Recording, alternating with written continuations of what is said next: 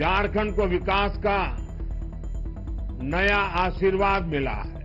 6 नई वंदे भारत ट्रेनें, 650 करोड़ से ज्यादा की रेलवे परियोजनाएं। प्रधानमंत्री नरेंद्र मोदी ने रांची के बिरसा मुंडा एयरपोर्ट से 6 वंदे भारत ट्रेनों को हरी झंडी दिखाई है। सरकारी योजनाओं का शिलान्यास और उद्घाटन भी किया। इस अवसर पर प्रधानमंत्री नरेंद्र मोदी ने कहा कि किसी भी राज्य के विकास के लिए रेल कनेक्टिविटी बहुत ज्यादा जरूरी है। उन्होंने कहा कि हम झारखंड के सपनों को साकार करेंगे। प्रधानमंत्री नरेंद्र मोदी ने वीडियो कॉन्फ्रेंसिंग के जरिए टाटानगर समेत अन्य स्टेशनों पर मौजूद लोगों को संबोधित करते हुए कहा कि पिछले दिनों उन्होंने उत्तर और दक्षिण भारत को 3 वंदे भारत एक्सप्रेस ट्रेनों की सौगात दी। आज 6 वंदे भारत एक्सप्रेस ट्रेनों को ऑनलाइन हरी झंडी दिखाकर रवाना किया है। प्रधानमंत्री नरेंद्र मोदी का अब देश की प्राथमिकताएं बदल गई हैं। पूर्व भारत के लिए रेल परियोजनाएं शुरू की जा रही हैं, जिससे पूरे क्षेत्र की अर्थव्यवस्था को गति मिलेगी।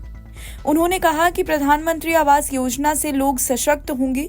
उन्होंने कहा कि वंदे भारत जैसी अत्याधुनिक ट्रेनों के चलने से क्षेत्र का विकास भी होगा।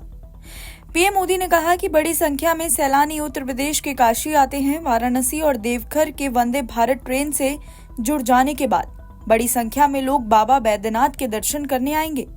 इससे झारखंड में पर्यटन का बढ़ावा मिलेगा। जमशेदपुर पहले से औद्योगिक शहर है, वहां औद्योगिक गतिविधियों को और ज्यादा बढ़ावा मिलेगा।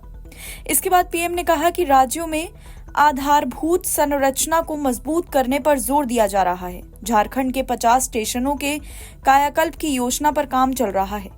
उन्होंने प्रधानमंत्री आवास योजना के झारखंड के हजारों लाभुकों को बधाई और शुभकामनाएं भी दी। कहा कि लोगों के पास अपना पक्का मकान हो गया है, जिसमें पानी से लेकर गैस तक की सुविधाएं भी हैं। पीएम मोदी ने बताया कि किसी भी व्यक्ति के पास जब अपना मकान हो जाता है तो उसका आत्मविश्वास और आत्मसम्मान काफी ज्यादा बढ़ जाता है। जब भी कोई मुश्किल घड़ी आती है तो उसे इस बात का विश्वास रहता है कि और कुछ हो ना हो, अपना घर तो है। पीएम ने आगे वर्ष 2014 में भारतीय जनता पार्टी की सरकार बनने के बाद देश की प्राथमिकताओं में बदलाव आया है, ऐसा बताया।